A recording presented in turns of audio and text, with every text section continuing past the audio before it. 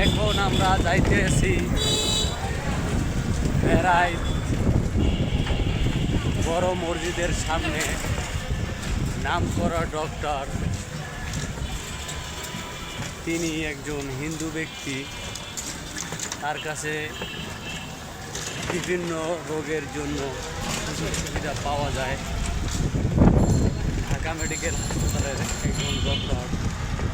আমার বাবাকে নিয়ে যাচ্ছি চিকিৎসা করার জন্য। দর্শক, আপনাদের কাছে দোয়া রইল, আমার বাবার জন্য দোয়া করবেন। আমার বাবা যেন ভালো হয়ে যায় এবং সে অনেক দিন ধরে যাচ্ছি আজকে 24 ঘন্টায় জরুরি বিভাগ ও হোম স্যাম্পল কালেকশন। সময় ও সুযোগ কারোর জন্য অপেক্ষা করে না, তাই এই সুযোগে দেখিয়েছিল ডাক্তার আর অল্প খরচে করেছিল সরকারি সংস্থে। কলমেটোলা দেখাইছি, কলমেটোলা কোনো চিকিৎসা ভালো পাই নাই। বিভিন্ন ডক্টর দেখাইছি, আলট্রাসাউন্ড, রক্ত পরীক্ষা, বিভিন্ন রকমের পরীক্ষা করাইছি, কোনো ভালো রেজাল্ট পাই নাই। পাওয়ার ভিতরে পাইছি যে একটু প্রসাবের মধ্যে মাংস বলছেলে ওষুধ খাওয়াইছি, বিভিন্ন রকমের ফল পাইতেছি না। তারপর চেষ্টা করে দেখি, বাবা তো কোন ডাক্তারের কাছে গেলে ভালো হইবে বলতে পারতেছি না। চেষ্টা ত্রুটি করতেছি না, কোন জায়গায় গেলে ভালো হবে যায়। আজকে যাইতে আছি যদি এই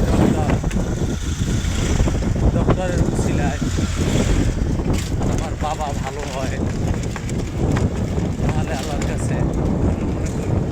আর সব ডাক্তারের কাছে তো রুগী ভালো হয় না, কোন ডাক্তারের কাছে রুগী ভালো হয় একটু আল্লাহই যায়, সেই বলতে পারে।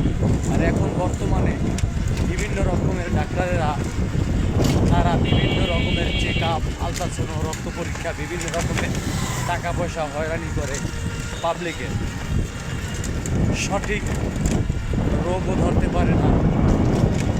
তারা নিজেরা পরীক্ষার মাধ্যমে ঔষধ দেয় এবং নিজেরা উপভোক্তি করতে পারে না যে কোন রোগীটার কোন রোগ হয়েছে, কোন রোগে সে এত আক্রান্ত হইতে আছে। তারা গেলেই পরীক্ষা, বিভিন্ন রকমের পরীক্ষা শুরু করে দেয়, যে এই পরীক্ষা করবো, ওই পরীক্ষা করবো, সব কইরা আইসাও রেজাল্ট পাই জিরো। একটা কি ডাক্তার শতকরা 99টার ভিতরে একটা পাওয়া যায় কিনা সঠিকভাবে শিক্ষিতভাবে ডিগ্রি পাস করা, আমার মনে হয় না। আমি বিভিন্ন রকমের ঢাকার শহরে বিভিন্ন জায়গায় দেখছি আসলে ভালো ভালো ডক্টর খুবই কম পাওয়া যায়।